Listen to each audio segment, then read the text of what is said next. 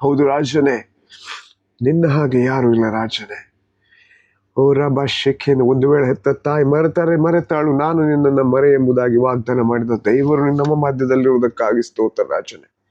ನಿನ್ನ ಪ್ರಸನ್ನತೆ ಅದು ನಮಗೆ ಬಲವಾಗಿದೆ ಸ್ವಾಮಿ.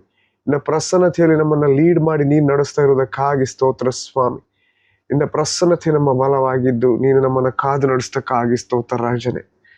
ಏಸಯ್ಯ, ಕೆಲವರು ರಥಬಲದಲ್ಲಿ, ಇನ್ನು ಕೆಲವರು ಅಶ್ವಬಲದಲ್ಲಿ ಹೆಚ್ಚಳವನ್ನ ಪಡುತ್ತಾರೆ. ಆದರೆ ರಾಜನೇ, ನಾವು ಹೆಚ್ಚಳ ಪಡುತ್ತಿರುವುದು ಸ್ವಾಮಿ ನಿನ್ನಲ್ಲಿ ಸ್ವಾಮಿ. ನೀನು ನಮ್ಮ ಮಧ್ಯದಲ್ಲಿ ಇದ್ದುಕೊಂಡು ಕಾರ್ಯ ಮಾಡುವುದಕ್ಕಾಗಿ ಸ್ತೋತ್ರ. ಯೇಸು ಸ್ವಾಮಿ, ಯಾವತ್ತು ನೀವು ನಮ್ಮನ್ನು ಬಿಟ್ಟು ಬಿಡುವುದೇ ಇಲ್ಲ, ತೊರೆದು ಬಿಡುವುದೇ ಇಲ್ಲ, ಅದಕ್ಕಾಗಿ ಸ್ತೋತ್ರ. ನಿನ್ನ ಪ್ರಸನ್ನತೆಯು ನಮ್ಮ ಮಧ್ಯದಲ್ಲಿ ನಮ್ಮೊಂದಿಗೆ ನಮ್ಮೊಳಗಿರುವುದಕ್ಕಾಗಿ ನಾವು ಧನ್ಯವಾದ ಸಲ್ಲಿಸ್ತೇವೆ ರಾಜನೇ. ಈ ಒಂದು ಅದ್ಭುತ ದಿನ, ಅದ್ಭುತ ಸಮಯಕ್ಕಾಗಿ ಸ್ತೋತ್ರ ರಾಜ. ನಮ್ಮ ಮಧ್ಯದಲ್ಲಿ ನಿನ್ನ ಪ್ರಸನ್ನತೆ ನಮ್ಮ ಲೀಡ್ ಮಾಡೋದಕ್ಕಾಗಿ ಸ್ತೋತ್ರ. ಯೇಸು, ನಮ್ಮ ಜೀವಿತದಲ್ಲಿ ನಾವು ನಿಮಗೆ ಕೊಟ್ಟಂತ ಪ್ರತಿಯೊಂದು ಆರಾಧನೆಯಲ್ಲಿ ನಿನಗೆ ಮಹಿಮೆ ನಿನಗೆ ಒಬ್ಬನಿಗೆ ಸ್ವಾಮಿ.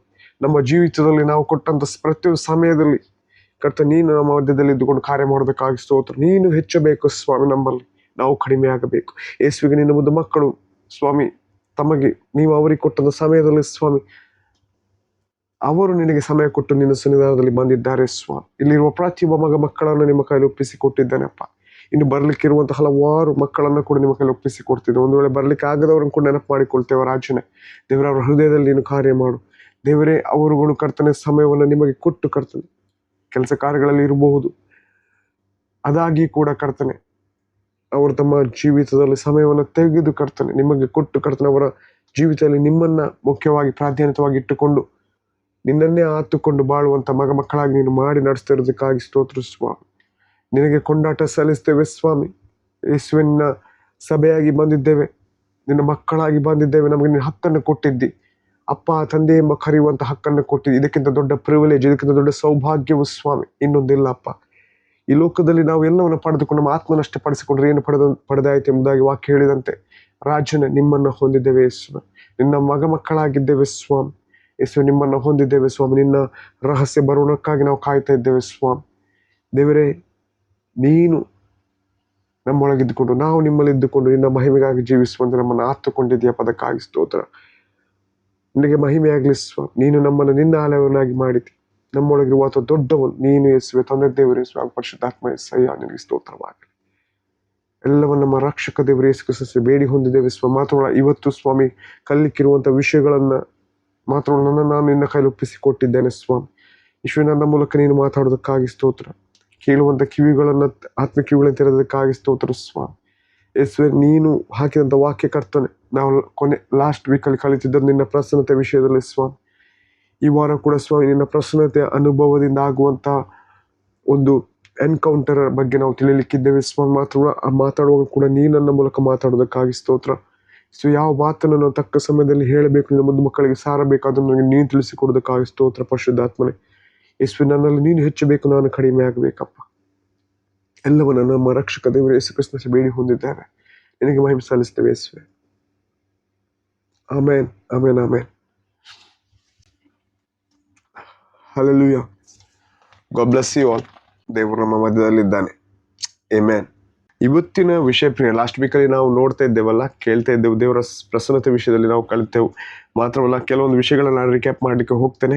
ಆತ್ಮಿಕ ಜೀವಿತದಲ್ಲಿ ಆಗುವಂಥ ವಿಷಯಗಳಲ್ಲಿ ಮಾತ್ರವಲ್ಲ, ಆತನ ಪ್ರಸನ್ನತೆಯಲ್ಲಿ ನಮಗೆ ಶಾಶ್ವತ ಸೌಭಾಗ್ಯವಿದೆ ಎಂಬುದಾಗಿ ನಾವು ತಿಳ್ಕೊಂಡೆವು.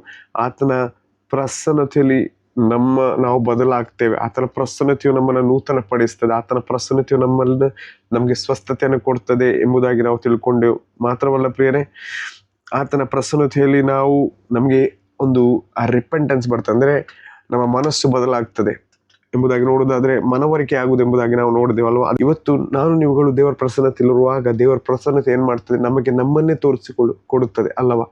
ದೇವರ ವಾಕ್ಯ ಹೇಗೆ ಮಿರರ್ ಎಂಬುದಾಗಿ ಹೇಳ್ತೇವೋ, ಅದು ನಮಗೆ ನಮ್ಮನ್ನೇ ತೋರಿಸ್ಕೊಡ್ತದೆ. ಮಾತ್ರವಲ್ಲ, ದಿನನಿತ್ಯ ದಿನಂಪ್ರತಿ ನಾವು ಕ್ರಿಸ್ತನಂತೆ ಬದಲಾಗಲು ಸಹಾಯ ಮಾಡ್ತದೆ. ಅದಕ್ಕೆ ಪ್ರತಿ ನಾವು ಆತನ ಪ್ರಸನ್ನತೆಯಲ್ಲಿ ಹೋಗುವುದು, ಆತನ ಪ್ರಸನ್ನತೆಯಲ್ಲಿ ಕೂತ್ಕೊಳ್ಳುವುದು, ಆತನ ಮುಖವನ್ನು ಬಯಸುವಂಥವರಾಗಿರ್ಬೇಕು, ಆತನ ಸ್ವರವನ್ನು ಕೇಳುವಂಥವರಾಗಿರಬೇಕು, ಆತನಿಗಾಗಿ ನಾವು ಹಂಬಲಿಸಬೇಕು. ಆಮೆನ್. ಇದೇ ವಿಷಯದಲ್ಲಿ ನಾವು ತಿಳ್ಕೊಂಡೆವು ಪ್ರಿಯರೇ. ಸೊ ಮುಂದೆ ನಾವು ನೋಡ್ಲಿಕ್ಕಿದ್ದೇವೆ.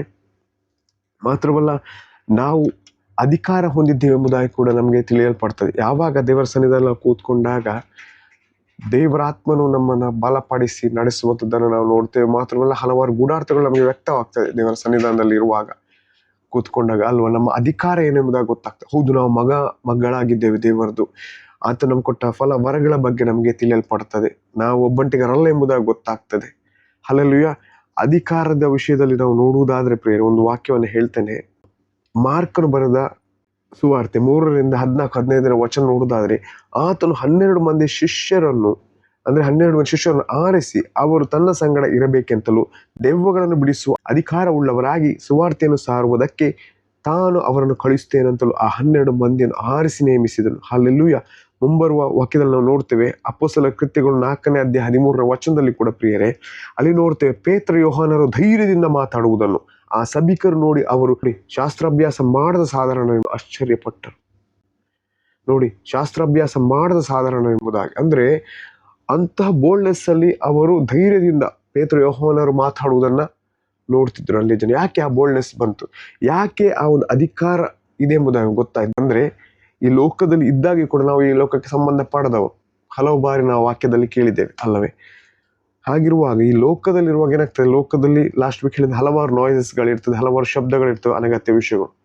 ಅದನ್ನೆಲ್ಲ ಬಿಟ್ಟು ನಾವು ದೇವರೇ ಸನ್ನಿಧಾನದಲ್ಲಿ ಬಂದು ಕೂತ್ಕೊಂಡು ಆತನ ಸನ್ನಿಧಾನದಲ್ಲಿ ಆತನ ಒಂದು ಗೈಡೆನ್ಸ್ ಅನ್ನು ಕೇಳಲು, ಆತನ ಸನ್ನಿಧಾನದಲ್ಲಿ ಆತನ ಒಂದು ಪ್ರಸನ್ನ ಅನುಭವವನ್ನು ನಾವು ಪಡೆಯುವಾಗ ಅದು ನಮಗೆ ಬೋಲ್ಡ್ನೆಸ್ ಅನ್ನು ಕೊಡ್ತದೆ. ಅದು ನಮ್ಮ ಅಧಿಕಾರದ ಬಗ್ಗೆ, ಅಧಿಕಾರವನ್ನೇ ನಾವು ಹೊಂದಿದ್ದೇವೆ ಅದನ್ನು ನಮಗೆ ತಿಳಿಯಪಡಿಸ್ತದೆ. ಯಾಕಂದ್ರೆ ಎಷ್ಟೋ ಜನ ಮಕ್ಕಳು ದೇವರ ಮಕ್ಕಳಾಗಿದ್ದಾರೆ, ರಕ್ಷಣೆ ಹೊಂದಿದ್ದಾರೆ, ಆದ್ರೆ ಅವರಿಗೆ ಅವರ ಅಧಿಕಾರ ಏನೆಂಬುದಾಗಿ ಗೊತ್ತಿರೋದಿಲ್ಲ. ಅವರಿಗೆ ದೇವರ ಆತ್ಮನು ಎಂಥ ಶಕ್ತಿಯನ್ನು ಆತನೊಳಗೆ ಇಟ್ಟಿದ್ದಾರೆ ಅವರೊಳಗೆ ಎಂಬುದು ಗೊತ್ತಿರೋದಿಲ್ಲ. ದೇವರ ಆತ್ಮನು ಅವನೊಳಗೆ ಇದ್ದಾನೆ. ಆ ದೇವರ ಆತ್ಮನ ಮೂಲಕ ಅವನು ಈ ಲೋಕದಲ್ಲಿರುವಾಗ ಎಲ್ಲ ಹೋರಾಟಗಳನ್ನು ಜಯಿಸಬಹುದು ಎಂಬುದಾಗಿ ಕೂಡ ಅವ್ರಿಗೆ ಗೊತ್ತಿರೋದಿಲ್ಲ. ಯಾಕೆ? ಆತನ ದೇವರ ಸನ್ನಿಧಾನದಲ್ಲಿ ಕೂತ್ಕೊಳ್ಳೋದಿಲ್ಲ. ನಾನು ರಕ್ಷಣೆ ಹೊಂದಿದ್ದೇನೆ, ಮುಗೀತು. ರಕ್ಷಣೆ ಹೊಂದುವಂಥದ್ದು ಅದು ಮೊದಲ ಹೆಜ್ಜೆ. ಅದ ನಂತರ ದಿನಂಪ್ರತಿ ಆತ್ಮಿಕವಾಗಿ ನಾವು ಬೆಳಲಿಕ್ಕೆ ಬೇಕಾದ್ರೆ, ಆತ್ಮಿಕವಾಗಿ ನಾವು ಆತ್ಮಿಕವಾದ ಫಲ ವರಗಳನ್ನು ಹೊಂದಬೇಕಾದ್ರೆ, ಆತ್ಮಿಕವಾದ ನಮ್ಗ ಒಂದು ದಾಹ ನಾವು ನಮ್ಮಲ್ಲಿ ಹೆಚ್ಚಿಸಬೇಕಾದ್ರೆ ನಾವು ಆತನ ಒಂದು ಸನ್ನಿಧಾನದಲ್ಲಿ ಹೋಗಿ ಕೂತ್ಕೊಳ್ಳುವಂಥದ್ದು ಬಹಳ ಮುಖ್ಯ ಪ್ರಿಯರೇ. ವೈಯಕ್ತಿಕ ಸಮಯವನ್ನು ನಾವು ಆತನ ಸನ್ನಿಧಾನದಲ್ಲಿ ಕಳೆಯುವಂಥದ್ದು, ಅದಕ್ಕೆಲ್ಲ ದೇವರ ಪ್ರಸನ್ನತೆಯಲ್ಲಿ ನಾವು ಕಳೆಯುವಂಥ ಪ್ರತಿಯೊಂದು ಸಮಯ ಅದು ನಮ್ಮನ್ನ ಕ್ರಿಸ್ತನಂತೆ ಬದಲು ಮಾಡ್ತದೆ ಪ್ರಿಯರೇ. ಇದು ನೆನಪಿಟ್ಕೊಳ್ಳ. ಇನ್ನೊಮ್ಮೆ ಹೇಳಲು ಬಯಸ್ತೇನೆ, ಕ್ರಿಸ್ತನ ಸನ್ನಿಧಾನದಲ್ಲಿ ನಾವು ದೇವರ ಸನ್ನಿಧಾನದಲ್ಲಿ ಕೂತ್ಕೊಂಡು ನಾವು ಆತನಿಗೆ ಕಳೆಯುವಂತಹ ಪ್ರತಿಯೊಂದು ಸಮಯ ಅದು ನಮ್ಮನ್ನ ಆತನಂತೆ ಬದಲು ಮಾಡ್ತದೆ ದಿನಂಪ್ರತಿ. Hallelujah, amen. ಇದು ಮಾತ್ರ ಅಲ್ಲ, ನಮ್ಮ ಬಲದಲ್ಲಿ ನಾವು ಅಂದ್ರೆ ಆತನ ಬಲ ನಮ್ಮೊಳಗಿರುವಾಗ ನಾವು ನಮ್ಮ ಜೀವಿತವು ಬದಲಾಗ್ತದೆ, ನಾವು ಹೊಸದಾಗುತ್ತೇವೆ ದಿನಂಪ್ರತಿ. ಮಾತ್ರವಲ್ಲ, ನಾವು ಆತನ ಸನ್ನಿಧಾನದಲ್ಲಿ ಕೂತ್ಕೊಂಡು ನಮ್ಗೆ ಆ ಒಂದು ಆತನ ದೇವರ ಸಮಾಧಾನ ವಿಶ್ರಾಂತಿ ನಮಗೆ ಸಿಗ್ತದೆ. ಮಾತ್ರಗಳು ಅದು ನಮ್ಮ ಒಳಗೆ ಅದ್ಭುತಗಳಾಗ್ತದೆ. ಹಲ್ಲೆಲೂಯಾ, ಇದನ್ನು ನಾವು ತಿಳ್ಕೊಳ್ಬೇಕು. ದೇವರ ಸನ್ನಿಧಾನದಲ್ಲಿ ಹೋದಾಗ ನಮ್ಮೊಳಗೆ ಅದ್ಭುತಗಳಾಗ್ತದೆ. ಯಾವ ರೀತಿ ಮೋಶೆ ಆತ 40 ದಿನ ಅಲ್ಲಿ ಇದ್ದನು, ದೇವರೊಂದಿಗೆ ಮಾತುಕತೆ ಮಾಡ್ತಾ ಆತನ ಮುಖ ಏನಾಯ್ತು ಅಂತ ಕೆಳಬರುವ ಹೊಳೆಯುತ್ತಿತ್ತು. ಆ ಪ್ರಸನ್ನತೆ ದೇವರದ್ದು ಆತನಲ್ಲಿ ಅಲ್ಲವೇ? ಇದನ್ನು ನಾವು ಲಾಸ್ಟ್ ವೀಕ್ ನೋಡಿದೆವು. ಅದೇ ರೀತಿಯಲ್ಲಿ ನಾವು ಆತನ ಸನ್ನಿಧಾನಕ್ಕೆ ಕೂರುವಾಗ, ಆತನ ಸನ್ನಿಧಾನದಲ್ಲಿ ಸಮಯವನ್ನು ಕಳೆಯುವಾಗ ಅದು ನಮ್ಮಲ್ಲಿ ಆತನ ಪ್ರಸನ್ನತೆ ಇದ್ದುಕೊಂಡು ಆತನ ಪ್ರಸನ್ನತೆ ನಮ್ಮನ್ನ ಆತನಂತೆ ಮಾಡುತ್ತದೆ. ಹಲ್ಲೆಲೂಯಾ. ಯಾಕಂದ್ರೆ ಆತನ ಪ್ರಸನ್ನತೆಯಲ್ಲಿ ನಾವು ನೋಡ್ತೇವೆ ನಿತ್ಯ ಸೌಭಾಗ್ಯತೆ ಉಂಟು. ನಾವೀಗ ಹಾಡನ್ನು ಹಾಡಿದ್ದೆವು ಅಲ್ವಾ? ಆತನ ಸನ್ನಿಧಾನದಲ್ಲಿ ಸಂತೋಷವಿದೆ, ಆತನ ಸನ್ನಿಧಾನದಲ್ಲಿ ಸಮಾಧಾನವಿದೆ, ಆತನ ಸನ್ನಿಧಾನದಲ್ಲಿ ನಮಗೆ ಆತನು ನಮ್ಮನ್ನು ಪರಿಪೂರ್ಣರನ್ನಾಗಿ ನಮಗೆ ಆ ಒಂದು ಸೌಭಾಗ್ಯದಿಂದ ಆತ ನಮ್ಮನ್ನು ತುಂಬಿಸಿದ್ದಾನೆ. ಹಲ್ಲೆಲೂಯಾ. ಆತನ ಸನ್ನಿಧಾನದಲ್ಲಿ ಅದರ ಅನುಭವವನ್ನು ನಾವು ಸವಿಯುವಂಥವರಾಗಿರಬೇಕು. ಹಲ್ಲೆಲೂಯಾ. ದೇವರ ವಾಕ್ಯ ಹೇಳ್ತಲ್ಲ, ಕೀರ್ತನೆ 90 ಪರಾತ್ಮರನ್ನ ಮೊರೆಯಿಕ್ಕಲು ಸರ್ವಶಕ್ತನ ಆಶ್ರಯದಲ್ಲಿ ಸುರಕ್ಷಿತರಾಗಿರುವನೆಂಬುದಾಗಿ.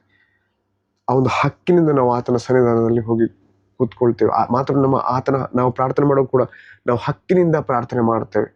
ಆ ದೇವರೇ ಎಂಬುದಾಗಿ ನಾವು ದೇವರ ಹತ್ರ ಪ್ರಾರ್ಥನೆ ಮಾಡ್ಬೇಕು ಎಂಬುದಾಗಿ ಮಾಡೋದಿಲ್ಲ. ಯಾಕೆ? ನಮ್ಗೆ ಗೊತ್ತುಂಟು ನಾವು ಮಾಡಿದ ಪ್ರಾರ್ಥನೆಗೆ ಉತ್ತರ ಬರ್ತದೆ, ನಾವು ಮಾಡಿದ ಪ್ರಾರ್ಥನೆಗೆ ದೇವರು ಉತ್ತರ ಕೊಡ್ತಾನೆ ಆ ಒಂದು ಹಕ್ಕಿನಲ್ಲಿ. ಯಾಕಂದ್ರೆ ನಮ್ಮ ದಿನಂಪ್ರತಿ ನಾವು ಆತನ ಸನ್ನಿಧಾನದಲ್ಲಿ ಕೂತ್ಕೊಂಡಿರ್ತೇವಲ್ಲ, ಆತನ ಸನ್ನಿಧಾನದ ಅನುಭವ ನಮಗೆ ಇರ್ತದೆ. ಆದ ಕಾರಣ ಆ ಹಕ್ಕಿನಿಂದ ಬಂದು ನಾವು ಕೇಳ್ಬೋದು ದೇವರ ಹತ್ರ ಪ್ರಾರ್ಥನೆಯಲ್ಲಿ, ಯೇಸು ಸ್ವಾಮಿ ನಾನು ಪ್ರಾರ್ಥನೆ ಮಾಡುವಾಗ ಅಥವಾ ಹೀಲಿಂಗ್ ಆಗಿ ನಾವು ಇನ್ನೊಬ್ಬರಿಗೆ ಪ್ರಾರ್ಥನೆ ಮಾಡುವಾಗ, ಯೇಸುವೆ ಇಂತಿಂಥವ್ರಿಗೆ ನಾನು ಪ್ರಾರ್ಥನೆ ಮಾಡ್ತೇನೆ, ನಿನ್ನ ಭಾಷಣದಲ್ಲಿ ಗುಣ ಆಗಿದೆ, ನಾನು ನಂಬಿದ್ದೇನೆ ನೀನು ಗುಣ ಮಾಡಿದ್ದೆ ಎಂಬುದಾಗಿ. ಹಲ್ಲೆಲೂಯಾ. ಯೇಸು ಕ್ರಿಸ್ತನು ನಮ್ಮ ಪ್ರಾರ್ಥನೆ ಮಾತ್ರ ಕೇಳೋದು ಮಾತ್ರವಲ್ಲ, ನಮ್ಮ ಪ್ರಾರ್ಥನೆಗೆ ಉತ್ತರ ಕೊಡೋದು ಮಾತ್ರವಲ್ಲ, ನಾವು ಇನ್ನಿತರಿಗೆ ಮಾಡುವಂಥ ಪ್ರಾರ್ಥನೆ ಕೂಡ ಉತ್ತರ ಕೊಡ್ತಾರೆ. ಯಾಕಂದ್ರೆ ಆ ಹಕ್ಕಿನಿಂದ ನಾವು ಪ್ರಾರ್ಥನೆ ಮಾಡ್ತೇವೆ, ಆ ಅಥಾರಿಟಿಯಿಂದ. ಯಾವ ನಾವೀಗ ಕೇಳಿದೆವು, ಶಿಷ್ಯರಿಗೆ ಆ ಒಂದು ಹಕ್ಕನ್ನು ಕೊಟ್ಟಿದ್ದರು ದೇವರು. ಅದೇ ಹಕ್ಕನ್ನು ಇವತ್ತು ನಮಗೆ ನಿಮಗೆ ಕೊಟ್ಟಿದ್ದಾನೆ. ನಾವು ದೇವರ ಸನ್ನಿಧಾನದಲ್ಲಿ ಕೂತುಕೊಂಡಾಗ ಇದೆಲ್ಲ ನಮಗೆ ದೇವರು ನೆನಪಿಗೆ ತರ್ತಾ ನಾವು ದಿನಂಪ್ರತಿ ನಾವು ನೂತನವಾಗ್ತಾ ಇರ್ತೇವೆ. ಹಲಲ್ಲೂಯ. ಆತನ ಪ್ರಸನ್ನತೆ ಅನುಭವ ಇದೆಲ್ಲ ಆ ಒಂದು ಬಲಪಡಿಸುವಿಕೆ ಹೇಳ್ತೇವಲ್ಲ, ನಾವು ರಿಚಾರ್ಜ್ ಆಗ್ತೇವೆ ಅಂತ ಹೇಳ್ತೇವಲ್ಲ. ಯೇಸು ಕ್ರಿಸ್ತನು ಹೇಗೆ ಗೆತ್ಸೆಮನೆಗೆ ಹೋಗಿ ಆತನ ಪ್ರಾರ್ಥನೆ ಸಮಯ ಕಳೀತಿದ್ದನು, ಮೊದಲಾಗಿ ಮಬ್ಬಿರುವಾಗಲೇ ಮುಂಜಾನೆಯಲ್ಲಿ ನಾವು ನೋಡ್ತೇವೆ ಅಲ್ಲವೇ. ಆ ಸಮಯವನ್ನು ನಾವು ವೈಯಕ್ತಿಕ ಸಮಯ ಕೊಟ್ಟಾಗ ಮತ್ತೆ ಆತನು ತನ್ನ ಕಾರ್ಯಗಳನ್ನು ಮಾಡ್ತಿದ್ದನು ಅಲ್ಲವಾ ಯೇಸು ಕ್ರಿಸ್ತನು. ಹಲ್ಲೆಲೂಯಾ. ದೇವರಿಂದ ಕೇಳಿಕೊಳ್ಳುತ್ತಿದ್ದನು, ಆತನು ಕೇಳಿಕೊಂಡದ್ದನ್ನು ಅದೇ ರೀತಿಯಲ್ಲಿ ಆತನು ಕಾರ್ಯ ಕೂಡ ಮಾಡ್ತಿದ್ದನು. ಯಾಕಂದ್ರೆ ಯೇಸು ಕ್ರಿಸ್ತನು ಹೇಳುವುದನ್ನು ನೆನಪು ಮಾಡಿಕೊಳ್ಳಿ ಪ್ರಿಯರೇ, ನಾನೇನು ತಂದೆಯಿಂದ ಕೇಳ್ತೇನೋ ಅದನ್ನೇ ನಾನು ಮಾಡುವವನಾಗಿದ್ದೇನೆ, ಅದೇ ನನ್ನ ಆಹಾರ ಎಂಬುದಾಗಿ, ತಂದೆಯ ಚಿತ್ತವನ್ನು ನೆರವೇರಿಸಿ ನನ್ನ ಆಹಾರ ಎಂಬುದಾಗಿ ಒಂದು ಕಡೆ ಶಿಷ್ಯರಿಗೆ ಹೇಳುವುದನ್ನು ಕೂಡ ನಾವು ನೋಡ್ತೇವೆ ಹೊಸ ಒಡಂಬಡಿಕೆಯಲ್ಲಿ. ಹಲ್ಲೆಲೂಯಾ. ಆಮೆನ್. ಹಾಗಿರುವಾಗ ಇವತ್ತು ಯೇಸು ಕ್ರಿಸ್ತನು ನಮ್ಮೊಳಗಿದ್ದಾರೆ, ಆತನ ಪ್ರಸನ್ನತೆ ನಮ್ಮೊಳಗುಂಟು. ನಾವು ದೇವರ ಆತ್ಮನ ಒಂದು ಫಲವರಗಳಿಂದ ತುಂಬಿಕೊಂಡು ದೇವರಿಗೋಸ್ಕರ, ನಮ್ಮ ರಕ್ಷಕನಿಗೋಸ್ಕರ ಜೀವಿಸಬೇಕಾದ್ರೆ ನಾವು ಅದನ್ನು ದಿನಂಪ್ರತಿ ನಾವು ಆತನ ಸನ್ನಿಧಾನದಲ್ಲಿ ಹೋಗಿ ನಮ್ಮನ್ನು ನಾವು ರಿಚಾರ್ಜ್ ಮಾಡಬೇಕಾಗ್ತದೆ ಅಲ್ವಾ. ಆ ದಿನಂಪ್ರತಿ ಆತನ ವಾಕ್ಯವನ್ನು ಓದುವಂಥದ್ದು, ಆತನ ಸನ್ನಿಧಾನದಲ್ಲಿ ಕೂತ್ಕೊಳ್ಳುವಂಥದ್ದು ನೆನಪಲ್ಲಿ ಇಟ್ಕೊಳ್ಳಿ ಪ್ರಿಯರೇ. ಹಲ್ಲೆಲೂಯಾ. ಇದು ಪ್ರತಿಯೊಬ್ಬ ವಿಶ್ವಾಸಿ ಮಕ್ಕಳ ಜೀವಿತದಲ್ಲಿ ಮಾಡಬೇಕಾದ ಮೊದಲ ಪ್ರಾಧಾನ್ಯತೆ. ಫಸ್ಟ್ ಪ್ರಿಫರೆನ್ಸ್ ಯಾವತ್ತು ಮೊದಲ ಪ್ರಾಧಾನ್ಯತೆ ದೇವರಿಗೆ ಕೊಡುವಂಥದ್ದು. ಹಲ್ಲೆಲೂಯಾ. ಯಾವತ್ತು ನಂದು ಫೇವ್ರೆಟ್ ವಾಕ್ಯ ಅದು ಯಾವತ್ತು ನಾ ಹೇಳುವಂಥದ್ದು ಮತ್ತಾಯ 6:33 ಹೇಳ್ತದಲ್ಲ, ಮೊದಲು ಪರಲೋಕ ರಾಜ್ಯಕ್ಕಾಗಿ ಅದರ ನೀತಿಗೆ ತಗೋಪಡ್ರೆ ಅದರ ಮೂಲಕ ಎಲ್ಲವೂ ನಿಮಗೆ ಸಿಗುತ್ತದೆ ಎಂಬುದಾಗಿ. ಆಮೆನ್. ಹಲ್ಲೆಲೂಯಾ. ಮುಂದೆ ನಾವು ನೋಡ್ತೇವೆ, ನಾವು ಅಧಿಕಾರವನ್ನು ಹೊಂದಿರುತ್ತೇವೆ ಎಂಬುದಾಗಿ. ಹೌದು ಪ್ರಿಯರೇ, ನೀವು ದೇವರ ಸನ್ನಿಧಾನದಲ್ಲಿ ಕೂತುಕೊಂಡು ನೀವು ಕೇಳುವಾಗ ಯಾವ ರೀತಿಯ ಶಿಷ್ಯರಿಗೆ ಅಧಿಕಾರಗಳನ್ನು ಕೊಡಲ್ಪಟ್ಟಿತು ಆ ಕಾಲದಲ್ಲಿ ಅದೇ ಅಧಿಕಾರವನ್ನು ನಿಮಗೆ ಯೇಸು ಕ್ರಿಸ್ತನು ಈಗಾಗಲೇ ಕೊಟ್ಟಿರುತ್ತಾನೆ ದೇವರ ಆತ್ಮನ ಮೂಲಕ. ಆಮೆನ್. ಎಷ್ಟು ಜನ ನಂಬ್ತೀರಿ? ಹಲ್ಲೆಲೂಯಾ. ಆಮೆನ್. ಯಾಕಂದ್ರೆ ಯೇಸು ಕ್ರಿಸ್ತನು ಒಂದು ಕಡೆ ಹೇಳ್ತಾನೆ, ನಾನು ಮಾಡಿದ ಹೆಚ್ಚು ಅದ್ಭುತ ಕಾರ್ಯಗಳು ನೀವು ಮಾಡ್ತೀರಿ ಎಂಬುದಾಗಿ. ಇವತ್ತು ಅದೇ ದೇವರ ಮಕ್ಕಳು ಪ್ರಿಯರೇ, ನೀವೆಲ್ಲರೂ ಆತನ ಪ್ರಸನ್ನತೆಯಲ್ಲಿ ಕೂತುಕೊಂಡು ನಿಮ್ಮನ್ನು ನೀವು ಆತನ ಒಂದು ಪ್ರಸನ್ನತೆಯಲ್ಲಿ ಕಂಪ್ಲೀಟ್ಲಿ ಸರೆಂಡರ್ ಆಗಿ ನಿಮ್ಮನ್ನು ನೀವು ಒಪ್ಪಿಸಿಕೊಟ್ಟಾಗ ಆತನು ನಿಮ್ಮ ಜೀವಿತದಲ್ಲಿ ಏನು ಚಿತ್ತ ಇಟ್ಟಿದ್ದಾನೆ, ಆತನು ನಿಮ್ಮ ಜೀವಿತದಲ್ಲಿ ಏನು ಮಾಡಲು ಬಯಸ್ತಾನೆ. ದೇವರೇ, ನಾನಲ್ಲ ನೀನು, ನಮ್ಮನ್ನು ನಾವು ಕಂಪ್ಲೀಟ್ಲಿ ಎಂಪ್ಟಿ ಮಾಡಬೇಕು. We are the empty vessel ಆಗಿ ಮಾಡಬೇಕು. ನಮ್ಮಂದರೆ ಸಂಪೂರ್ಣವಾಗಿ ಆತನ ಸನ್ನಿಧಿಯಲ್ಲಿ ನಮ್ಮನ್ನು ನಾವು ಹೊಯ್ದುಕೊಳ್ಬೇಕು. ತುಂಬಿದ ಕೊಡಕ್ಕೆ ನೀರು ಹಾಕಿದ್ರೆ ಚೆಲ್ತದಲ್ವ, ಖಾಲಿ ಆಗಿದ್ದಾಗ ಅದಕ್ಕೆ ನಾವು ತುಂಬಿಸಲ್ಪಡ್ಬೋದು, ನೀರು ತುಂಬುತ್ತದೆ. ಅದೇ ರೀತಿಯಲ್ಲಿ ದಿನಂಪ್ರತಿ ನಮ್ಮನ್ನು ನಾವು ದೇವರೇ ಕಂಪ್ಲೀಟ್ಲಿ ಸರೆಂಡರ್ ಮಾಡಬೇಕು. ನಮ್ಮನ್ನು ನಾವು ಸಜೀವ ಯಜ್ಞವಾಗಿ ಆತನ ಕೈಯಲ್ಲಿ ಒಪ್ಪಿಸಿಕೊಡ್ಬೇಕು ದಿನಂಪ್ರತಿ. ಆಗೇನು ಮಾಡ್ತಾನೆ ಆತನ ನೂತನತನದಿಂದ, ಆತನ ಹೊಸತನದಿಂದ ಆತನ ನಮ್ಮನ್ನು ತುಂಬಿಸ್ತಾ ಇರ್ತಾನೆ. ಆ ದಿನಕ್ಕೆ ಬೇಕಾದ ಎಲ್ಲ ರೀತಿಯ ಆ ಒಂದು ಶಕ್ತಿಯನ್ನು, ಆತ್ಮಿಕ ದೈಹಿಕ ಶಕ್ತಿಯನ್ನು ನಮ್ಗೆ ಕೊಟ್ಟು ನಡೆಸ್ತಾನೆ. ಪರಲೋಕದ ರೆವಲ್ಯೂಷನ್ಗಳನ್ನು ಕೊಡ್ತಾನೆ, ನೂತನ ಪ್ರಕಟಣೆಗಳನ್ನು ಕೊಡ್ತಾನೆ. ಹಲ್ಲೆಲೂಯಾ. ಹೇಗೆ ಮನ್ನ ದಿನಂಪ್ರತಿ ದೇವರು ಹೊಸದಾಗಿ ಕೊಡ್ತಿದ್ದನು, ಅದೇ ರೀತಿಯಲ್ಲಿ ನಮಗೆ ದೇವರು ಹೊಸ ರೆವಲ್ಯೂಷನ್ಗಳನ್ನು, ಪ್ರಕಟಣೆಗಳನ್ನು ಕೊಡ್ತಾನೆ. ನಾವು ನಮ್ಮನ್ನು ನಾವು ಕೇಳಿಕೊಳ್ಬೇಕು ಆತನ ಸನ್ನಿಧಾನ. ಇವತ್ತು ಸಿಕ್ಕಿದ ದೇವರ ಪ್ರಕಟಣೆ ಕೊಟ್ಟಿದ್ದಾನೆ, ಆಮೆನ್, ಅದರಲ್ಲಿ ಬೆಳೆಯುವ. ಮಾತ್ರ ಇನ್ನೊಂದು ದಿನ ನೆಕ್ಸ್ಟ್ ದಿನ ಹೋಗಿ ನಾವು ಆತನ ಸನ್ನಿಧಾನ ಕೂತ್ಕೊಳ್ಳುವ, ಆಗ ಪುನಃ ಒಂದು ಹೊಸ ಪ್ರಕಟಣೆ ಕೊಡ್ತಾನೆ, ನಮ್ಮನ್ನು ಬೆಳೆಸ್ತಾನೆ ದೇವರು ಆತ್ಮಿಕವಾಗಿ. ನಿಮ್ಗೆ ಆತ್ಮಿಕವಾಗಿ ಬೆಳಿಲಿಕ್ಕೆ ಇಚ್ಛೆ ಇರುವುದು ಮಾತ್ರ ಅಲ್ಲ, ಬೆಳೆಯಲೇಬೇಕು. ನಾವು ದೇವರ ಸನ್ನಿಧಾನದಲ್ಲಿ ಹೋಗಿ ಕೂತ್ಕೊಳ್ಳೋದನ್ನು ಕಲಿಬೇಕು. ಆತನ ಸನ್ನಿಧಾನದಲ್ಲಿ ಕೂತ್ಕೊಂಡು ಆತನಿಗೆ ಮಾತಾಡೋದನ್ನು, ಆತನ ಸ್ವರವನ್ನು ಗ್ರಹಿಸುವುದನ್ನು ನಾವು ಕಲಿಬೇಕು. ಇದೆಲ್ಲ ಎಲ್ಲಿ ಆಗ್ತದೆ ಈ ಕಾರ್ಯಗಳು? ಆತನ ಪ್ರಸನ್ನತೆಯಲ್ಲಿ ನಾವು ನಡೆಯುವಾಗ, ಆತನ ಪ್ರಸನ್ನತೆಯಲ್ಲಿ ನಾವು ಕೂತ್ಕೊಳ್ಳುವಾಗ. ಹಲ್ಲೆಲೂಯಾ. ಇವತ್ತು ನಾನು ಆತನ ಪ್ರಸನ್ನತೆಯಲ್ಲಿ ಕೂತ್ಕೊಳ್ಳುವಾಗ ಏನೆಲ್ಲ ನಮಗೆ ದೇವರು ನಡೆಸ್ತಾನೆ ಎಂಬುದಾಗಿ ನಾವು ನೋಡುವುದಾದರೆ ಪ್ರಿಯರೇ, ದೇವರ ವಾಕ್ಯ ಯೋಹಾನ 3ನೇ ಅಧ್ಯಾಯ 11-12 ವಚನ ಈ ರೀತಿಯಾಗಿ ಹೇಳ್ತದೆ. ನಾನು ಓದ್ತೇನೆ ಪ್ರಿಯರೇ. ನಿನಗೆ ನಿಜ ನಿಜವಾಗಿ ಹೇಳುತ್ತೇನೆ, ತಿಳಿದಿದ್ದನ್ನು ನಾವು ಹೇಳುತ್ತೇವೆ, ನೋಡಿದ್ದಕ್ಕೆ ಸಾಕ್ಷಿ ಕೊಡುತ್ತೇವೆ, ನೀವು ನಮ್ಮ ಸಾಕ್ಷಿಯನ್ನು ಒಪ್ಪುವುದಿಲ್ಲ. ನಾನು ಭೂಲೋಕದಲ್ಲಿ ನಡೆಯುವ ಕಾರ್ಯಗಳನ್ನು ಕುರಿತು ನಿಮಗೆ ಹೇಳುವಾಗ ನೀವು ನಂಬದೆ ಹೋದರೆ, ಪರಲೋಕದ ಕಾರ್ಯಗಳನ್ನು ಕುರಿತು ನಿಮಗೆ ಹೇಳಿದರೆ ಹೇಗೆ ನಂಬಿರಿ? ಇಲ್ಲಿ ನೋಡಿ ಮಾತು. ಈಗ ನಾವು ದೇವರ ಪ್ರಸನ್ನತೆ ವಿಷಯದಲ್ಲಿ ಕಲಿತಿದ್ದೇವೆ, ಮಾತಾಡಿದೆವು. ನೋಡಿ, ಸಾಮಾನ್ಯ ಮನುಷ್ಯನಿಗೆ ಅರ್ಥ ಆಗುದಿಲ್ಲ ದೇವರ ರಾಜ್ಯದ ಕಾರ್ಯಗಳು. ದೇವರ ಆತ್ಮನ ಶಕ್ತಿಯ ಬಗ್ಗೆ ಹೇಳಿದ್ರೆ ಗೊತ್ತಾಗ ಎಂತ ಮಾತಾಡ್ತಾನೆ ಅಂತ. ಆದ್ರೆ ನನಗೆ ನಿಮಗೆ ಗೊತ್ತುಂಟು, ನಾವು ದೇವರ ಶಕ್ತಿಯನ್ನು ನೋಡಿದ್ದೇವೆ, ನಾವಿತ್ತು ರಕ್ಷಣೆ ಹೊಂದಿದ್ದೇವೆ, ದೇವರ ಆತ್ಮನನ್ನು ಹೊಂದಿಕೊಂಡಿದ್ದೇವೆ. ನಮಗೆ ಗೊತ್ತುಂಟು ದೇವರ ರಾಜ್ಯಕ್ಕೋಸ್ಕರ ಜೀವಿಸುವುದಂದ್ರೆ ಏನು. ನಾವು ತಿಳಿತಿದ್ದೇವೆ ಸ್ಯಾಕ್ರಿಫಿಷಿಯಲ್ ಲೈಫ್ ಎಂಬುದಾಗಿ ನೋಡಿದರೆ, ಅಂದರೆ ನಾವು ಯಾವ ರೀತಿಯಲ್ಲಿ ಕಂಪ್ಲೀಟ್ ಸರೆಂಡರ್ ಆಗಿ ಜೀವಿಸಬೇಕೆಂಬುದಾಗಿ ನಾವು ಕಲಿತಾ ಇದ್ದೇವೆ. ಹಲ್ಲೆಲೂಯಾ. ಆಮೆನ್. ಹಾಗಿರುವಾಗ ಲೋಕದ ಮನುಷ್ಯನಿಗೆ ಗೊತ್ತಾಗುವುದಿಲ್ಲ ದೇವರ ಆತ್ಮನ ಕಾರ್ಯಗಳು. ದೇವರ ವಾಕ್ಯ ಒಂದು ಕಡೆ ಹೇಳ್ತಾ ಇಲ್ಲ, ಈ ಲೋಕದ ಜನರಿಗೆ ದೇವರ ರಾಜ್ಯದ ವಿಷಯವಾದ ಮಾತುಗಳು ಹುಚ್ಚು ಮಾತಾಗಿದೆ ಅಲ್ವಾ, ನಮಗಾದರೂ ದೇವರ ಶಕ್ತಿಯಾಗಿದೆ ಎಂಬುದಾಗಿ ದೇವರ ವಾಕ್ಯ ಹೇಳ್ತದೆ. ಮಾತ್ರ ದೇವರ ವಾಕ್ಯ ಹೇಳ್ತದೆ ಇನ್ನೊಂದು ಕಡೆ, ದೇವರು ಈ ಲೋಕದ ಜ್ಞಾನವಂತರನ್ನ ನಾಚಿಕೆ ಪಡಿಸೋದಕ್ಕಾಗಿ ಈ ಲೋಕದ ಜ್ಞಾನಹೀನರನ್ನ ಆರಿಸಿಕೊಂಡಿದ್ದಾನೆ. Hallelujah, amen. ದೇವರ ಯೋಜನೆಗಳು ಪ್ರಿಯರೇ ಅದು ವಿಭಿನ್ನ, ಅದು ನಮಗೆ ಊಹಿಸ್ಲಿಕ್ಕೆ ಕೂಡ ಆಗುದಿಲ್ಲ, ನಮಗೆ ಆಲೋಚನೆ ಮಾಡ್ಲಿಕ್ಕೆ ಕೂಡ ಆಗುದಿಲ್ಲ. ಅಷ್ಟು ವಿಶೇಷ ರೀತಿಯ ಯೋಜನೆಗಳನ್ನ ದೇವರು ನಿನ್ನ ಜೀವಿತದಲ್ಲಿ ಇಟ್ಟಿದ್ದಾರೆ ಪ್ರಿಯರೇ. ನಾವೆಲ್ಲಿದ್ದೇವೆ ಅದೆಲ್ಲವೂ ದೇವರ ಚಿತ್ತವಾಗಿದೆ. ನಾವೇನು ಮಾಡ್ತಿದ್ದೇವೆ, ನಮ್ಮನ್ನ ಯಾವ ಕೆಲಸ ಕಾರ್ಯಗಳಲ್ಲಿ ದೇವರು ಇಟ್ಟಿದ್ದಾನೆ ಅದೆಲ್ಲವೂ ಆತನ ಚಿತ್ತವಾಗಿದೆ ಪ್ರಿಯರೇ. ಆಮೇಲೆ ಇದೆಲ್ಲವನ್ನು ನಾವು ಆತನ ಪ್ರಸನ್ನತೆಯಲ್ಲಿ ಕೂತುಕೊಂಡಾಗ ಆತನು ನಮ್ಮನ್ನ ಲೀಡ್ ಮಾಡಿ ನಡೆಸ್ತಾನೆ. ನಮಗೆ ಆತನ ಗೂಢಾರ್ಥಗಳು ವ್ಯಕ್ತವಾಗ್ತದೆ. ಹಲ್ಲೆಲೂಯಾ. ಮಾತ್ರ ದೈವಿಕ ಜ್ಞಾನವನ್ನು ನಾವು ಹೊಂದಬೇಕಾದ್ರೆ, ದೈವಿಕ ಜ್ಞಾನವನ್ನು ಹೊಂದಿಕೊಂಡು ಅದರಲ್ಲಿ ನಡೆಯಬೇಕಾದ್ರೆ, ದೇವರ ಒಂದು ಗೈಡೆನ್ಸ್ ನಮಗೆ ದಿನಪ್ರತಿ ನಮ್ಮನ್ನು ನಡೆಸಬೇಕಾದ್ರೆ ನಾವು ಆತನ ಪ್ರಸನ್ನತೆಯಲ್ಲಿ ಹೋಗಲೇಬೇಕು ಪ್ರಿಯರೇ, ಕೂತ್ಕೊಳ್ಳೇಬೇಕು. ಆಮೇನ್, ಹಲ್ಲೆಲೂಯಾ. ಮಾತ್ರ ಮುಂದೆ ನಾವು ನೋಡ್ತೇವೆ ಪ್ರಿಯರ ವಾಕ್ಯ. ಹಲ್ಲೆಲೂಯಾ. ಮಾತ್ರವಲ್ಲ, ಆತನ ಪ್ರಸನ್ನತೆಯ ಅನುಭವಗಳನ್ನು ನಾವು ಹಳೆ ಒಡಂಬಡಿಕೆಯಿಂದ ಹೊಸ ಒಡಂಬಡಿಕೆಯಲ್ಲಿ ನೋಡುವುದಾದ್ರೆ, ದೇವರು ತನ್ನನ್ನು ತೋರ್ಪಡಿಸಿಕೊಂಡಿದ್ದಾನೆ. ಹಳೆ ಒಡಂಬಡಿಕೆ ನೋಡುವುದಾದ್ರೆ ಬೆಂಕಿಯ ರೂಪದಲ್ಲಿ, ಮಾತ್ರವಲ್ಲ ಬೆಳಕಾಗಿ ಮೇಘದ ರೂಪದಲ್ಲಿ, ಮಾತ್ರವಲ್ಲ ಹೊಗೆಯ ರೂಪದಲ್ಲಿ ಕೂಡ, ಮಾತ್ರವಲ್ಲ ನಾವು ನೋಡ್ತೇವೆ ಗಾಳಿಯ ರೂಪದಲ್ಲಿ ಕೂಡ ತನ್ನ ಶಕ್ತಿ ಪ್ರದರ್ಶನವನ್ನ, ಆ ಒಂದು ಅನುಭವವನ್ನು ದೇವರು ತನ್ನ ದೇವ ಮಕ್ಕಳಿಗೆ ತೋರಿಸಿದ್ದನ್ನು ನಾವು ನೋಡ್ತೇವೆ. ಇದರ ಬಗ್ಗೆ ತಿಳಿಯಲಿಕ್ಕೆ ಹೋಗುವ ಮುಂದೆಗೆ ಈಗ ಬೆಂಕಿಯ ವಿಷಯ ಎಂಬುದಾಗಿ ನಾನು ನೋಡುವುದಾದ್ರೆ, ಇಬ್ರಿಯ 12:29 ವಚನ, ಇಬ್ರಿಯರಿಗೆ ಬರೆದ ಪತ್ರಿಕೆ 12ನೇ ಅಧ್ಯಾಯ 29ನೇ ವಚನದಲ್ಲಿ ಈ ರೀತಿಯಾಗಿದೆ, ಯಾಕಂದರೆ ನಮ್ಮ ದೇವರು ದಹಿಸುವ ಅಗ್ನಿಯಾಗಿದ್ದಾನೆ ಎಂಬುದಾಗಿ. ಆಮೆನ್. ನಮ್ಮ ದೇವರು ಏನಂತೆ ದಹಿಸುವ ಅಗ್ನಿ ಆಗಿದ್ದಾನೆ ಎಂಬುದಾಗಿ ದೇವರು ಹೇಳ್ತದೆ, ಕನ್ಸ್ಯೂಮಿಂಗ್ ಫೈರ್. ಆದ್ರೆ ಆ ಒಂದು ಅಗ್ನಿಯ ಪರೀಕ್ಷೆ ಆಗುವಾಗ ಏನಾಗ್ತದೆ, ಆ ಕಟ್ಟಿಗೆ, ಇಟ್ಟಿಗೆ, ಮರಳುಗಳಿಂದ ಕಟ್ಟಿದಂಥ ಕಾರ್ಯಗಳೆಲ್ಲ ನಾಶ ಆಗ್ತದೆ. ಆದ್ರೆ ಚಿನ್ನ ಬೆಳ್ಳಿಯಿಂದ ಕಟ್ಟಿದಂಥ ಕಾರ್ಯಗಳದ್ದು ಸದಾ ಉಳಿಯುವಂಥದ್ದಾಗಿದೆ. ಹಲ್ಲೆಲೂಯಾ. ಯಾವಾಗ ದೇವರ ಆತ್ಮನ ಒಂದು ಶಕ್ತಿ, ಅಗ್ನಿಯು ನಮ್ಮನ್ನ ಸಂಧಿಸ್ತದೆ, ಆ ಒಂದು ಫೈರ್ ಹೇಳ್ತೇವಲ್ಲ, ಆಗ ನಿನ್ನ ಜೀವಿತದಲ್ಲಿ ದೇವರ ಚಿತ್ತಕ್ಕೆ ವಿರುದ್ಧವಾದ ವಿಷಯಗಳೇನಾಗ್ತದೆ, ದಹಿಸಲ್ಪಡ್ತದೆ. ಯಾವುದು ದೇವರ ಚಿತ್ತಕ್ಕೆ ಅನುಗುಣವಾಗಿರ್ತದೆ ಅದು ಮಾತ್ರ ಸದಾಕಾಲ ಇರ್ತದೆ. ಅದಕ್ಕಲ್ಲ, ನೀವೇನಿಸಿ ಪ್ರಿಯರೇ, ಕೆಲವೊಮ್ಮೆ ದೇವರು ನಮ್ಮನ್ನ ಸಪ್ರೇಟ್ ಮಾಡ್ತಾರೆ, separation for the great preparation ಎಂಬುದಾಗಿ ನಾನು ಹೇಳ್ತೇನೆ. ಕೆಲವೊಮ್ಮೆ ದೇವರು ಲೋಕದಿಂದ ಅಥವಾ ಕೆಲವೊಂದು ಫ್ರೆಂಡ್ಸ್ಗಳಿಂದ ನಿಮ್ಮನ್ನ ಸಪ್ರೇಟ್ ಮಾಡ್ತಾರೆ. ಹೇಗೆ ಅಬ್ರಹಾಮನನ್ನ ಲೋಟನಿಂದ ಸಪ್ರೇಟ್ ಮಾಡಿದರು ದೇವರು ಅಲ್ವಾ, ಆದ ನಂತರ ಅಬ್ರಹಾಮನಿಗೆ ಆಶೀರ್ವಾದ ಉಂಟಾಯ್ತು ಅಲ್ವಾ.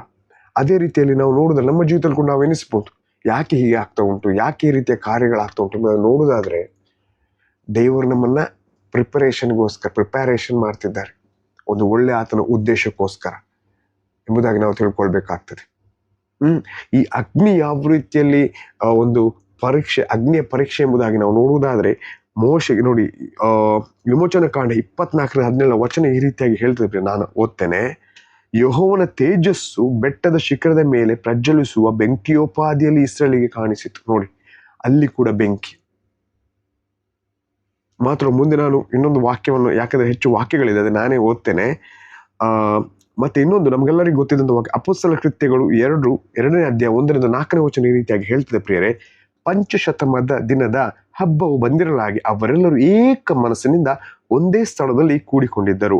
ಆಗ ಬಿರುಗಾಳಿ ಬೀಸುತ್ತದೋ ಎಂಬಂತೆ ಪಕ್ಕನೆ ಆಕಾಶದೊಳಗಿಂದ ಒಂದು ಶಬ್ದ ಉಂಟಾಗಿ ಅವರು ಕೂತಿದ್ದ ಮನೆಯನ್ನೆಲ್ಲ ತುಂಬಿಕೊಂಡಿತ್ತು. ಅದಲ್ಲದೆ ಉರಿಯುತ್ತಿದ್ದಂಥ ನಾಲಿಗೆಗಳು ವಿಂಗಡಿಸಿಕೊಳ್ಳುವ ಹಾಗೆ ಅವರಿಗೆ ಕಾಣಿಸಿ ಅವರಲ್ಲಿ ಒಬ್ಬೊಬ್ಬರ ಮೇಲೆ ಒಂದೊಂದಾಗಿ ಕೂತುಕೊಂಡವು. ಅವರೆಲ್ಲರೂ ಪವಿತ್ರಾತ್ಮ ಭರಿತರಾಗಿ ಆ ಆತ್ಮ ತಮಗೆ ನುಡಿಯುವ ಶಕ್ತಿಯನ್ನು ಕೊಡುವ ಪ್ರಕಾರ ಬೇರೆ ಬೇರೆ ಭಾಷೆಗಳಿಂದ ಮಾತಾಡೋದಕ್ಕೆ ಪ್ರಾರಂಭಿಸಿದರು. ಇಲ್ಲಿ ಕೂಡ ನೋಡಿ, ಹೇಗೆ ಉರಿಯುತ್ತಿದ್ದ ನಾಲಿಗೆ, ಇದು ಕೂಡ ಒಂದು ಬೆಂಕಿಯೋಪಾದಿ ರೀತಿಯಲ್ಲಿ. ಹಲ್ಲೆಲೂಯಾ. ಇವತ್ತು ನನಗೆ ನಿಮಗೆ ದೇವರಿಗೋಸ್ಕರ ಉರಿಲಿಕ್ಕೆ ಮನಸ್ಸುಂಟು. ನಾನು ನಂಬ್ತೇನೆ, ಇಲ್ಲಿ ಇರುವವರೆಲ್ಲರಿಗೂ ಕೂಡ ದೇವರ ಒಂದು ಅಗ್ನಿಯಿಂದ ಉರಿಬೇಕೆಂಬುದಾಗಿ ಆಶೆ ಉಳ್ಳವರೇ ಆಗಿದ್ದೀರಿ ಎಂಬುದಾಗಿ ನಂಬ್ತೇನೆ. ಯಾಕೆ ಗೊತ್ತುಂಟ, ಆತನು ದೇವರ ವಾಕ್ಯ ನಾವು ಓದಿದಂತೆ ಎಬ್ರಿಯ 12:29 ನಮ್ಮ ದೇವರು ದಹಿಸುವ ಅಗ್ನಿ ಆಗಿದ್ದಾನೆ. ಇವತ್ತು ನಮ್ಮೊಳಗೆ ಸೇಮ್ ಆತ್ಮವನ್ನು ಇಟ್ಟಿದ್ದಾನೆ ದೇವರ ಆತ್ಮನು. ಈ ಆತ್ಮನ ಅಭಿಷೇಕದಲ್ಲಿ ನಾನು ನೀವುಗಳು ನಡೆಯುವಾಗ ಪ್ರಿಯರೇ, ಆ ಒಂದು ನಾವು ಮಾಡುವಂಥ ಪ್ರತಿಯೊಂದು ಪ್ರಾರ್ಥನೆಗೆ, ಪ್ರತಿಯೊಂದು ಕಾರ್ಯಗಳಿಗೆ ನಮ್ಮನ್ನು ಇನ್ನಿತರರಿಗೆ ಹೀಲಿಂಗ್ ಮಾಡುವ ಮಕ್ಕಳಾಗಿ, ನಮ್ಮನ್ನು ಇನ್ನಿತರರ ಜೀವಿತದಲ್ಲಿ ಅದ್ಭುತಗಳನ್ನು ಮಾಡುವ ಮಕ್ಕಳಾಗಿ, ನಮ್ಮನ್ನು ಇನ್ನಿತರಿಗೆ ಸ್ವಸ್ಥತೆಯನ್ನು ಕೊಡುವ ಮಕ್ಕಳಾಗಿ ದೇವರು ಇಟ್ಟಿದ್ದಾನೆ. ಯಾಕಂದ್ರೆ ದೇವರ ವಾಕ್ಯ ಹೇಳ್ತದಲ್ಲ, ಯೇಸು ಕ್ರಿಸ್ತನು ಲೋಕದಲ್ಲಿರುವಾಗ ಯಾವ ರೀತಿಯಲ್ಲಿ ಇದ್ದನೋ ಅದೇ ರೀತಿಯಲ್ಲಿ ನಾವು ಕೂಡ ಈ ಲೋಕದಲ್ಲಿ ಆಗಿದ್ದೇವೆ. ಏನಾಗಿದ್ದೇವೆ? ಬೆಳಕಾಗಿದ್ದೇವೆ. ಈ ಲೋಕಕ್ಕೆ ಉಪ್ಪಾಗಿದ್ದೇವೆ. ದೇವರು ಯೇಸು ಕ್ರಿಸ್ತನೊಳಗಿದ್ದಂಥ ಆತ್ಮವೇ ನಮ್ಮೊಳಗೆ ಈಗ ಕೂಡ ಇರುವಂತದ್ದಾಗಿದೆ ಪ್ರಿಯರೇ. ಹಾಗಿರುವಾಗ ಈ ಎಲ್ಲ ಗೂಢಾರ್ಥಗಳು ತಿಳಿಬೇಕಾದ್ರೆ ನಮ್ಮ ಶಕ್ತಿ ಏನು, ದೇವರಾತ್ಮನ ಕಾರ್ಯಗಳು ನಮ್ಮ ಜೀವಿತದಲ್ಲಿ ಏನು ಎಂಬುದಾಗಿ ತಿಳಿದಿರಬೇಕಾದ್ರೆ ನಾವು ಆತನ ಪ್ರಸನ್ನತೆಯಲ್ಲಿ ಕೂತ್ಕೊಳ್ಳೇಬೇಕು ಪ್ರಿಯರೇ. ನಾನು ಯಾಕೆ ಗಡಿ ಒತ್ತಿ ಹೇಳ್ತಿದ್ದೇನೆ ಎಂಬುದಾದ್ರೆ, ಆತನ ಪ್ರಸನ್ನತೆ ಅನುಭವವನ್ನು ಸವಿದವರಿಗೆ ಮಾತ್ರ ಗೊತ್ತು ಅಲ್ವಾ. ಆ ಒಂದು ಅನುಭವ ಹೇಗೆ, ನಾವು ಯೇಸು ಕ್ರಿಸ್ತನನ್ನೇ ನಾವು ನೋಡಿಕೊಳ್ಳುವ, ಆತನ ಜೀವನವನ್ನೇ ನೋಡುವುದಾದ್ರೆ ಆತನು ತಂದೆ ದೇವರ ಕಳೆಯುವಂತ ಸಮಯವನ್ನ, ತಂದೆ ದೇವರಿಗೆ ಕೊಟ್ಟಂತ ಪ್ರಾರ್ಥನೆ ಯಾವತ್ತೂ ಹೇಳ್ತಾನೆ, ನಾನು ತಂದೆ ದೇವರ ವಿಷಯದಲ್ಲಿ ತಂದೆ ದೇವರ ಚಿತ್ತವನ್ನು ನೆರವೇರಿಸಲಿಕ್ಕೆ ಬಂದವನು, ನಾನು ತಂದೆ ದೇವರ ಕಾರ್ಯವನ್ನು ಮಾಡಲಿಕ್ಕೆ ಬಂದವನು. ಯಾಕೆ? ಯೇಸು ಕ್ರಿಸ್ತನು ಪರಲೋಕ ಭಾವದವನಾಗಿದ್ದನು ಯಾವತ್ತೂ ಕೂಡ. ಆಮೇಲೆ ಆದ ಕಾರಣ ಇವತ್ತು ನಾನು ನೀವುಗಳು ಕೂಡ ಪರಲೋಕ ಭಾವದವರಾಗಿರುವಾಗ ಈ ಲೋಕದಲ್ಲಿರುವಂಥ ಕ್ಷಣಿಕ ಸುಖಕ್ಕೋಸ್ಕರ, ಅಂದ್ರೆ ಕ್ಷಣಿಕ ಎಂಟರ್ಟೈನ್ಮೆಂಟ್ಗೋಸ್ಕರ ನಾವು ನಮ್ಮ ಜೀವಿತವನ್ನು ವ್ಯರ್ಥ ಮಾಡೋದಿಲ್ಲ ಪ್ರಿಯರೇ, ಅಲ್ಲವಾ. ನಾವು ಪ್ರತ್ಯೇಕಿಸಲ್ಪಟ್ಟವರಾಗಿ ಆತನ ಅಗ್ನಿಯನ್ನು ಹೊಂದಿಕೊಂಡು ಆ ಫೈರ್ ಎಂಬುದಾಗಿ ಅದು ಹೊಂದಿಕೊಂಡು ನಮ್ಮ ಜೀವಿತ ಚಿತ್ತೇನು ಈ ಲೋಕದಲ್ಲಿ ಜೀವಿಸುವವರೆಗೆ ಎಷ್ಟು ವರ್ಷ ಎಂಬುದಾಗಿ ಗೊತ್ತಿಲ್ಲ. ಆತನು ಬರುವಾತನಾಗಿದ್ದಾನೆ ಬೇಗ. ಆಮೇನ್. ಆತನು ನಮ್ಮನ್ನು ಕೊಂಡೊಯ್ಯುವ ಆತನಾಗಿದ್ದಾನೆ ಬೇಗ. ಆಮೇನ್. ಮಾತ್ರವಲ್ಲ, ಯಾವ ರೀತಿ ದೇವರು ಯೇಸು ಕ್ರಿಸ್ತನ ಸಾಮಿ ಹೇಳ್ತಾನಲ್ಲ, ಒಬ್ಬ ಯಜಮಾನನು ಆಳಿಗೆ ಕೊಟ್ಟ ಒಂದು ಕೆಲಸ ಕೊಟ್ಟು ಆತನು ದೂರದ ಊರಿಗೆ ಹೋಗ್ತಾನೆ. ಹಿಂದೆ ಬರುವಾಗ ಆ ಆಳಿಗೆ ಆ ಯಜಮಾನನು ಒಪ್ಪಿಸಿಕೊಟ್ಟ ಕೆಲಸವನ್ನ ಮಾಡುತ್ತಿರುವಂತ ಆಳನ್ನು ನೋಡಿ ಆತನನ್ನು ಇನ್ನೂ ಸಹ ದೊಡ್ಡ ಒಂದು ಹುದ್ದೆಗೆ ನೇಮಿಸ್ತಾನೆ ಎಂಬುದಾಗಿ. ಇವತ್ತು ನಾನು ನೀವುಗಳು ದೇವರು ನಮಗೆ ಕೊಟ್ಟಂತ ಒಂದು ಸೇವೆಯನ್ನು, ಅಥವಾ ದೇವರು ನಮಗೆ ಕೊಟ್ಟಂತ ಒಂದು ಆಜ್ಞೆಯನ್ನು, ಅಥವಾ ದೇವರು ನಮಗೆ ಕೊಟ್ಟಂತ ಕರೆಗಳನ್ನ ನಾವು ಆತನ ಮಹಿಮೆಗಾಗಿ ತಪ್ಪದೆ ಪಾಲಿಸುವಂತ ದೈವ ಮಕ್ಕಳಾಗಿರಬೇಕು. ಇದು ನಿನ್ನ ಪ್ರಾಧಾನ್ಯತೆ ಆಗಿರುವಾಗ ದೇವರು ನಮ್ಮ ಮೂಲಕ ಕಾರ್ಯವನ್ನು ಮಾಡ್ತಾನೆ. ಆತ ರಾಜ್ಯವನ್ನು ಕಟ್ಟಲಿಕ್ಕೆ ನಮ್ಮನ್ನು ಉಪಯೋಗಿಸ್ತಾನೆ. ಹಲ್ಲೆಲೂಯಾ. ಇದಕ್ಕೆ ಆ ಒಂದು ಅಗ್ನಿಯಿಂದ, ದೇವರಾತ್ಮನ ಅಗ್ನಿಯಿಂದ ಉರಿಯುವಂಥದ್ದು ಬಹಳ ಮುಖ್ಯ. ಯಾಕಂದ್ರೆ ನಮ್ಮ ದೇವರು ದಹಿಸುವ ಅಗ್ನಿ ಆಗಿದ್ದಾನೆ. ನಮ್ಮೊಳಗಿರುವ ಆತನ ಈ ಲೋಕದಲ್ಲಿರುವ ಆತನಿಗಿಂತ ದೊಡ್ಡವನೆಂಬುದಾಗಿ ವಾಕ್ಯ ಹೇಳ್ತದೆ.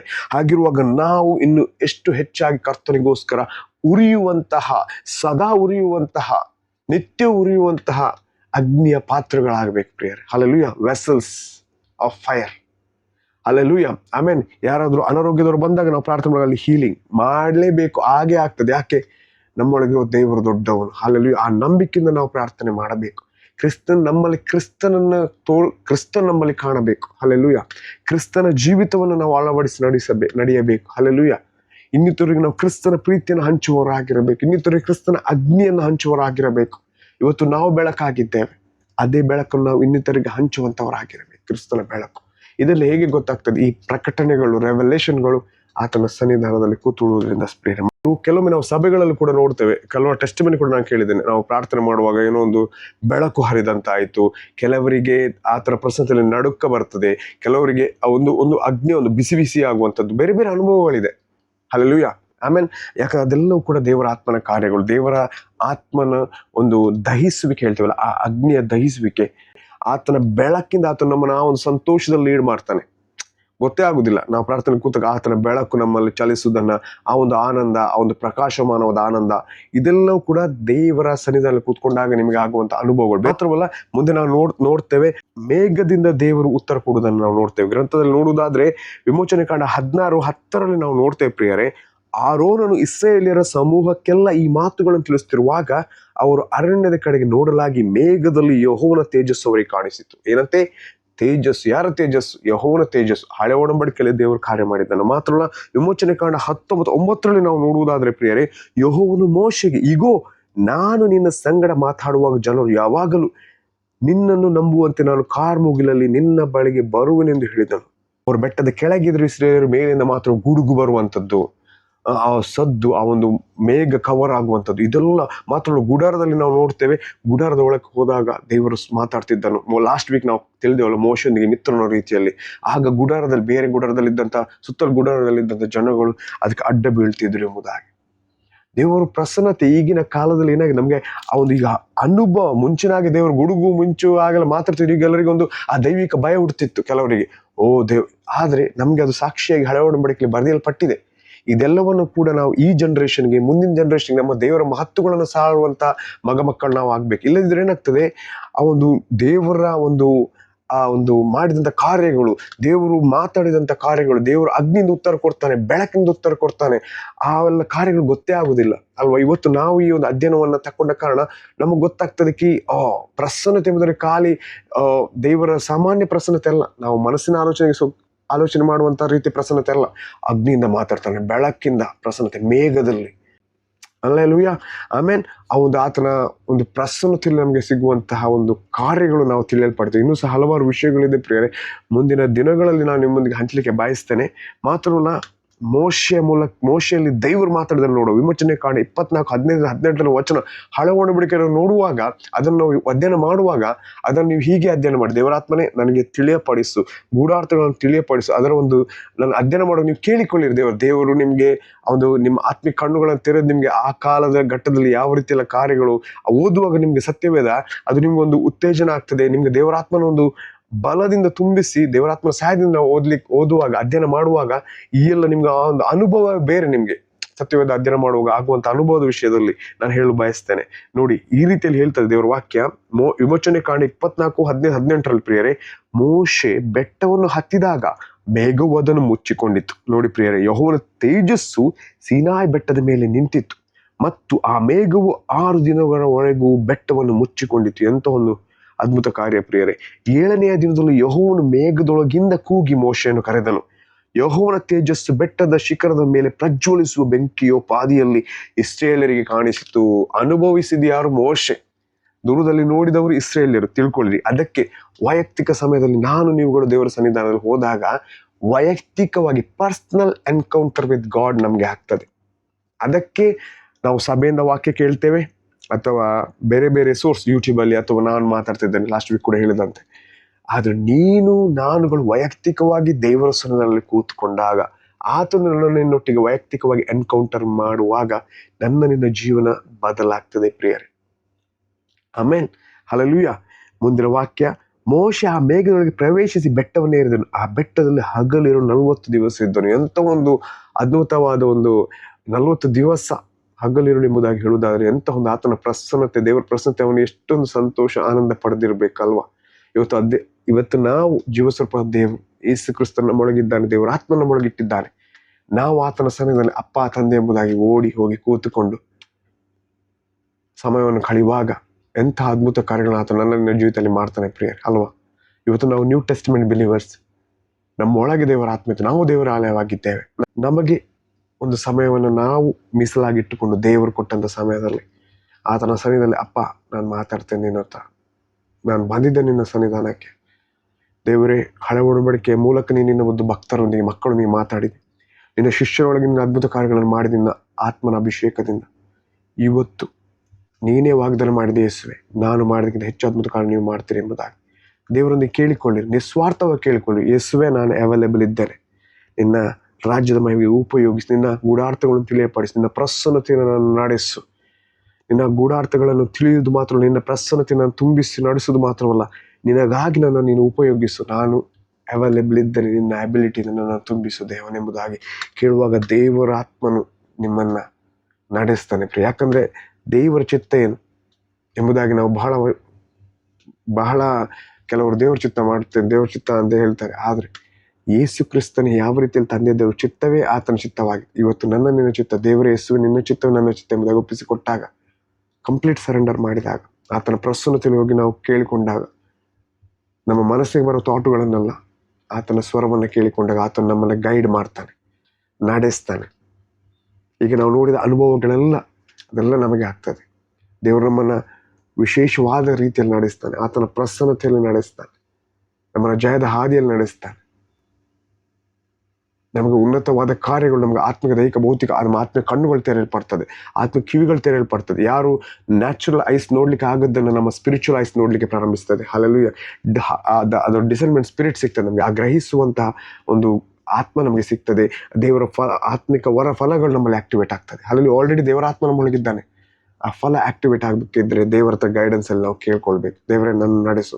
ಪ್ರವಾದನೆ ಫಲ ವರಗಳು ಬೇಕಾ ದೇವರನ್ನು ಕೇಳಿಕೊಳ್ಳಿರಿ. ಆತನ ರಾಜ್ಯವನ್ನು ಕಟ್ಟಲಿಕ್ಕೋಸ್ಕರ ನಿಸ್ವಾರ್ಥವಾಗಿ ನೀವು ಬೇಡಿಕೊಳ್ಳಿರಿ. ದೇವರು ನಿಮ್ಮನ್ನು ತುಂಬಿಸ್ತಾನೆ.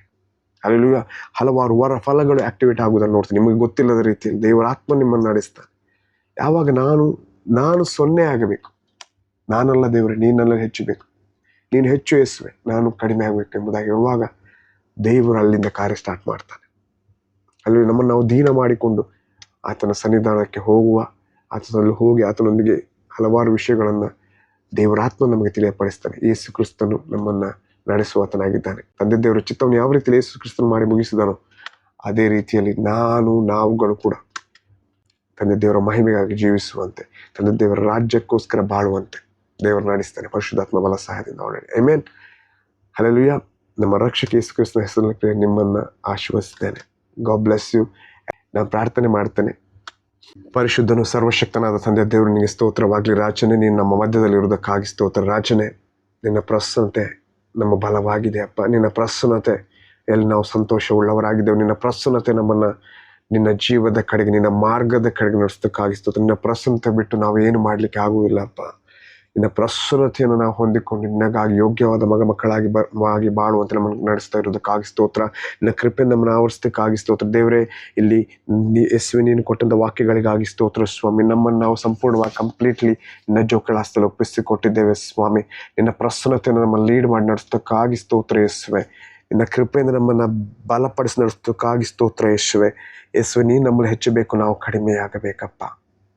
ಯೇಸುವೆ, ನೀನು ಅಂದು ಮಾತಾಡಿದ ದೇವರು ಸ್ವಾಮಿ, ಮೇಘದಿಂದ ನಿನ್ನ ಪ್ರಸನ್ನತೆಯಿಂದ ಒಂದು ಭಕ್ತರೊಂದಿಗೆ ನೀನು ಮಾತಾಡಿದ ದೇವರು ಇವತ್ತು ನಮ್ಮೊಂದಿಗೆ ನಿನ್ನ ಪ್ರಸನ್ನತೆಯಿಂದ, ನಿನ್ನ ಬಲದಿಂದ, ನಿನ್ನ ರಾಜ್ಯಕ್ಕೆ ಒಂದು ಒಳ್ಳೆಯ ಉಪಯೋಗವಾಗುವ ಪಾತ್ರನಾಗಿ ನಮ್ಮನ್ನು ನಿನ್ನ ಅಗ್ನಿ ಅಭಿಷೇಕ ನಮ್ಮ ತುಂಬಿಸಿ ನಡೆಸೋದಕ್ಕಾಗಿ ಸ್ತೋತ್ರಪ್ಪ. ಪವಿತ್ರಾತ್ಮ ಎಲ್ಲ ಫಲ ವರಗಳನ್ನು ಸ್ವಾಮಿ ಇಲ್ಲಿರುವಂಥ ನಿನ್ನ ಒಂದು ಮಕ್ಕಳಿಗೆ ನಾನು ಆಶ್ವಾಸಿಸಿನಿ ಸ್ವಾಮಿ. ದೇವರೇ, ಅವರ ಆಶೆಗಳೆಲ್ಲ ಕರ್ತನೆ ನಿನ್ನ ರಾಜ್ಯದ ಮಹಿಮೆಗಾಗಿ ಜೀವಿಸುವಂಥದ್ದಾಗಿದೆ. ದೇವರನ್ನು ಅಭಿಷೇಕಿಸು. ಅವರ ಕುಟುಂಬಗಳನ್ನು, ಅವರ ಮಕ್ಕಳನ್ನು ನಿನ್ನ ರಾಜ್ಯಕ್ಕಾಗಿ ನೀನು ಉಪಯೋಗಿಸೋದಕ್ಕಾಗಿ ಸ್ತೋತ್ರ ಕರ್ತನೆ. ದೈಹಿಕ ಭೌತಿಕ ಆರ್ಥಿಕ ಆಶೀರ್ವಾದಗಳನ್ನು ನೀನು ನಡೆಸಿ ನಿನ್ನ ರಾಜ್ಯವನ್ನು ಕಟ್ಟಲು ಕರ್ತನೆ ನಿನ್ನ ಮಕ್ಕಳನ್ನು ಉಪಯೋಗಿಸೋದಕ್ಕಾಗಿ ಸ್ತೋತ್ರ. ಯೇಸುವೆ, ಅವರ ಆತ್ಮೀಯ ಕಣ್ಣುಗಳು ತೆರೆಯಲ್ಪಡಲಿ, ಆತ್ಮೀಯ ಕಿವಿಗಳು ಯೇಸುವೆ ನಿನ್ನ ಹೆಸರಲ್ಲಿ ತೆರೆಯಲ್ಪಡೋದಕ್ಕಾಗಿ ಸ್ತೋತ್ರ. ಅವರ ಹೃದಯದಲ್ಲಿ ಕರ್ತನೆ ನೀನು ನಿನ್ನ ರಾಜ್ಯವನ್ನು ಕಟ್ಟಲಿಕ್ಕೆಲ್ಲ ಪರಲೋಕದ ಒಂದು ದಾಹವನ್ನು ಸ್ವಾಮಿ ಅವರಲ್ಲಿ ಹಾಕಿದ್ದಕ್ಕಾಗಿ ಸ್ತೋತ್ರ. ಪರಿಶುದ್ಧಾತ್ಮನ ನಡೆಸುವಿಕೆ ಕರ್ತನೆ ಈ ಒಂದು ಮಕ್ಕಳಲ್ಲಿ ಹಾಕಿದ್ದಕ್ಕಾಗಿ ಸ್ತೋತ್ರ. ಯೇಸು, ಈ ಒಂದು ನಾವು ನಿನ್ನ ಒಂದು ಮಕ್ಕಳಾಗಿ ಬಂದು ಸೇರಿದ್ದೇವಪ್ಪ. ನಿನ್ನ ಒಂದು ಒಳ್ಳೆತನದಿಂದ, ನಿನ್ನ ಆಶೆಯಂತೆ, ನಿನ್ನ ಚಿತ್ತವನ್ನು ಅರಿತುಕೊಂಡು ನಿನಗೋಸ್ಕರ ನಿನಗಾಗಿ ಜೀವಿಸುವಂತೆ, ನಿನ್ನ ರಾಜ್ಯಕ್ಕಾಗಿ ಬಾಳುವಂತೆ ಯೇಸುವೆ, ನಿನ್ನ ರಾಜ್ಯವನ್ನು ಕಟ್ಟುವಂತೆ ನಮ್ಮನ್ನು ನೀನು ಲೀಡ್ ಮಾಡಿ ನಡೆಸೋದಕ್ಕಾಗಿ ಸ್ತೋತ್ರ. ಎಲ್ಲವನ್ನು ನಮ್ಮ ರಕ್ಷಕ ದೇವರ ಯೇಸು ಹೆಸರಲ್ಲಿ ಬೇಡಿ ಹೊಂದಿದ್ದೇವೆ. Amen, amen, amen. God bless you all. ಧನ್ಯವಾದ. Thank you so much. ಇಲ್ಲಿ ಸೇರಿ ಬಂದಿರುವಂತಹ ಎಲ್ರಿಗೂ ಕೂಡ ನಮ್ಮ ರಕ್ಷಕ ಯೇಸು ಹೆಸರಿನಲ್ಲಿ ವಂದಿಸುವವನಾಗಿದ್ದೇನೆ. God bless you.